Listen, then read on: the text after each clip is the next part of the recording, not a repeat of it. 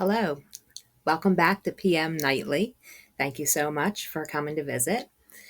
We are going to react to the SciShow, and this is going to be 5 things we can learn from Alaska. And I'm sure that we can learn something from every state, but Alaska is certainly one of the United States' more unique states. So we'll go ahead and get on with that and see what we can learn. You might have heard of Alaska. It's known for the Klondike Gold Rush, polar bears, and an unreasonably elaborate dessert, the Baked Alaska. It's also geographically distinct from the rest of the United States, True. being very far north, with its northern slope peeking into the Arctic Circle. And maybe science isn't the first thing that pops into your head when you think about this mostly frozen region. But Alaska has a lot to offer when it comes to learning about the world, True. from cold corals to our own behavior. So let's take a look at research we've done by looking at Alaska. Like, for one, how to grow some truly giant vegetables. Some of the US's most impressive veggies come not from sunny California or Florida, nor the breadbasket that is the Great Plains. Rather, they're grown in the Matanuska-Susitna Valley I area didn't know outside that. of Anchorage. And we're talking Whoa. about some real whoppers. Yeah. Celery bunches the size of a child, pumpkins Wow. that weigh as much as a cow. The reason seems to be Alaska's growing season, the time of year in which temperature and rainfall allow plants to grow. That As is you a might huge expect, pumpkin. Alaska has a short one. But in that short time, plant growth can be explosive. During the short, warm summer months, the plants up there literally make hay while the sun is shining, and it shines a lot, like almost the entire day a lot. That's and true. the I reason didn't for think this about has to that. do with the tilt of the Earth. Because the Earth's rotational axis is a bit tilted, the northern and southern hemispheres take turns getting the lion's share of sunlight as we travel around the sun. Near the equator, this doesn't matter so much because the sun's hitting you pretty much straight on throughout the year. But the closer you get to the poles, the more the axial tilt matters. The result is very dark winters with very short days, but the flip side of that is during the summer, days can get pretty long. On the summer solstice, Anchorage can get more than 19 hours of sunlight in a single 24-hour Wow. day. And it turns out plants love that. These super sunny days give the plants more time to turn the sun's energy into sugars and starches through photosynthesis. This helps fuel their growth, letting them pack on the pounds. The extra sugars may also contribute to Alaska's reputation for having noticeably sweeter produce. But this leads us to point number 2. As we mentioned, Well, before we go on to point number 2, I did not know that Alaska had produce that not only that they grew produce like that, but that it grew so large. I mean, it makes sense when you think about the fact that, they have such long days. And so, yeah, they would keep growing. So I wonder what goes on when they have really short days or they have time that they are, in the dark. I guess they have to import fresh fruits and vegetables at that point. I can't imagine much grows, but let's find out. What's point number 2? The bright summer days are kind of balanced out by long, very dark winter months, Right. with the sun only barely shining. On the winter solstice, the Alaskan city of Anchorage only gets about 5 daylight hours. And if you're north of the Arctic Circle, the sun doesn't come up at all. But this also presents us with a natural opportunity to study what happens to the people and animals that live through those dark months. One particular area of interest is seasonal affective disorder, or SAD. Seasonal affective disorder is a type of depression that seems to be tied to the changing of seasons. If you have the most common type of it, you might notice that you start to feel moody and tired in the fall and throughout the winter. As for why it happens, researchers think it's tied to the changing light levels affecting circadian rhythms, hormones, and neurotransmitters. People who live in areas with more extreme shifts in the amount of light throughout the seasons, like close to the poles, are at a higher risk of SAD. This variation gives us an opportunity to understand more about how SAD works, in order to hopefully develop more effective treatments for the people affected by it. For instance, looking at the prevalence of residents in Alaska with SAD has given us evidence that SAD happens more often in women than in men, and happens less often in people over the age of 40. And we can even zoom in further. A 2021 study looked at SAD in Alaskan gym goers and found, perhaps counterintuitively, that the more social athletes were more likely to experience SAD. Those who hit the gym and just kind of focused on doing their own thing were less likely. The authors suggest that So maybe going to the gym isn't all that, but I'm sure that's not what they're about to tell us.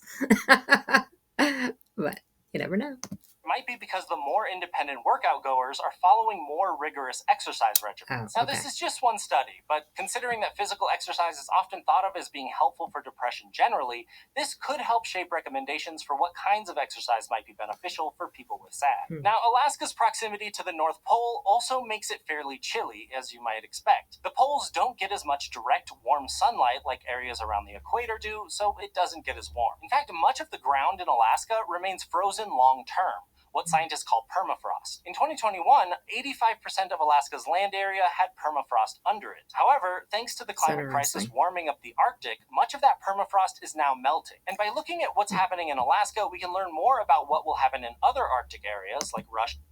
It's interesting that permafrost, that literally there's grass growing on top of it, and yet the ground underneath, I guess the reason it's white looking, it's actual ice in the soil. But yet there is that grass growing on top. It's amazing. In Canada. Like in Alaska, many homes and buildings are built on permafrost, and their foundations are now turning slushy and unstable. We can expect to see similar effects elsewhere. Also, it turns out that melting permafrost is releasing carbon dioxide. That's because as the ground thaws, the frozen organic matter, like plant leaves and roots, thaws as well, and becomes food for soil bacteria and other microbes. As this organic matter decays, the bacteria and other microbes release gases like methane and carbon dioxide. And given that both of these are greenhouse gases, this could be the start of a positive feedback loop as it fuels even more atmospheric warming. Warmer conditions. Plus, I mean, what else is being released as far as if there's bacteria that's, hundreds of thousands of years old, viruses and some bacteria can survive all kinds of, very extreme temperatures, and they can go dormant for years and then come back to life. So that's something that, something out of like a sci-fi movie, but we're going to have to wait and see what the effect of that's going to be. Conditions melt more permafrost, which causes more greenhouse gases to be released, and so on. And one other really interesting thing that might come out of those root-munching bacteria in the permafrost is antibiotic resistance. Now, having antibiotic resistance genes in soil bacteria isn't that unusual, because it's actually pretty common for soil bacteria to need to resist antibiotic compounds. That's because soil bacteria actually use their own homemade antibiotics to try to kill or stymie each other. Just because you live in the same place doesn't mean you're friends. There's only so many nutrients to go around after all. But scientists have looked at the levels of antibiotic resistance in permafrost bacteria and found that, at least in the area they examined, as the permafrost melts and is disturbed, the levels of antibiotic resistance seem to go up. This seems to be because the community of different species becomes unbalanced by what's essentially a huge ecosystem shift as the soil goes from frozen and icy to thawed and muddy. This frees up more water, nutrients, and even other microbes that had previously been frozen. In this case, the bacteria with the antibiotic resistance genes may have some greater competitive advantage in this new environment compared to their peers, since they might be able to, say, reproduce faster since they can shrug off attacks. And this could be a problem for us, as these antibiotic resistance genes can spread out of the soil and end up out in the wider world, which could make infections in humans more dangerous. So by looking at what's happening in Alaskan soils, we can better track how melting permafrost is going to affect the world. Next up is a kind of weird, famous accidental experiment that Alaska played home to. St. Matthew Island is an about 350 square kilometer island off the western coast of Alaska, kind of in the middle between Russia and Alaska. It's never really been inhabited by humans long term, but it was home to a navigational facility by the US military for a time. In 1944, the US Coast Guard introduced reindeer to the island as an emergency food supply for troops stationed there. Reindeer had never lived there before. There were just 29 of them at first, but with plenty of space and lichen to eat, the reindeer population exploded. There were also no significant natural predators, just small mammals and the odd polar bear. By 1963, there were as many as 6,000 reindeer on the island. But death was just around the corner, and the next year, their population crashed to less than 50 animals. By the 1980s, all the remaining reindeer were gone.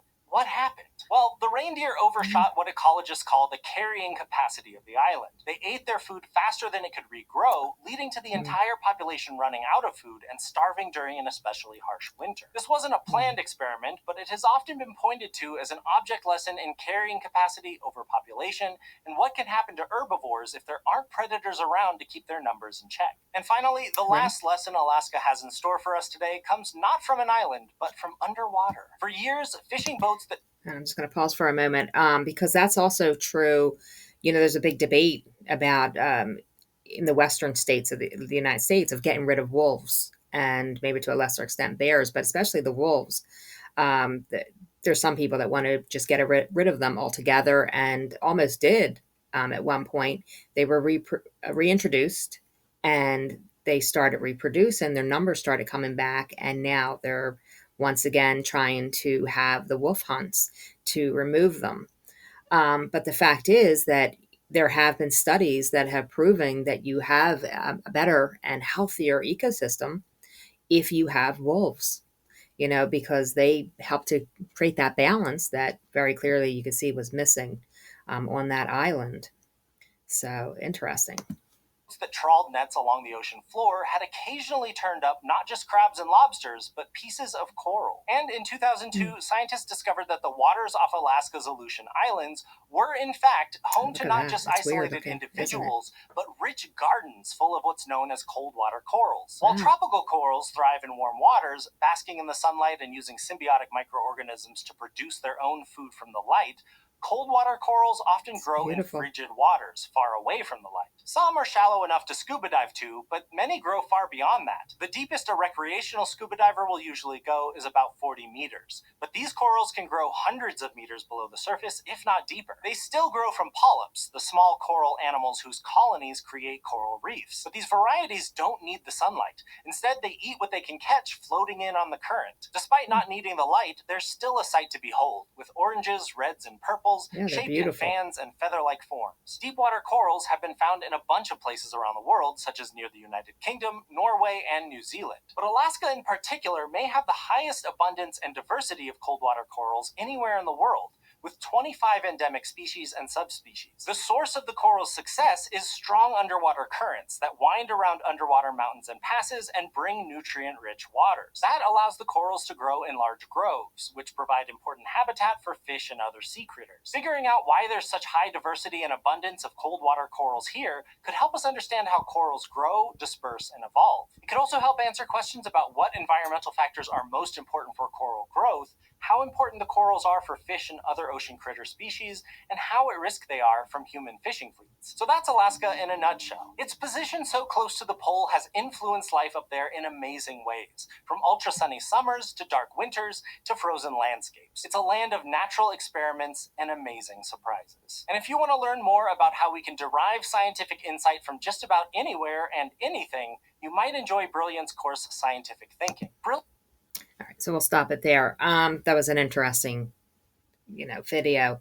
I don't know that I would want to live up in Alaska. The idea of those really short days, I don't know if that would go over well for me. But I would like to visit. I've never, been there. I would definitely like to visit. There's one of those things before you die kind of deal on the bucket list because it does look so beautiful. And I didn't know they had coral growing up there. I was very surprised to hear about the produce and that it grows extra large like that. That's amazing that they had a pumpkin the size of a cow or the weight of a cow, whatever. Yeah, so this was very interesting. I definitely did learn something. So, this is the Sci Channel. It's very interesting YouTube channel, and you might want to check that out.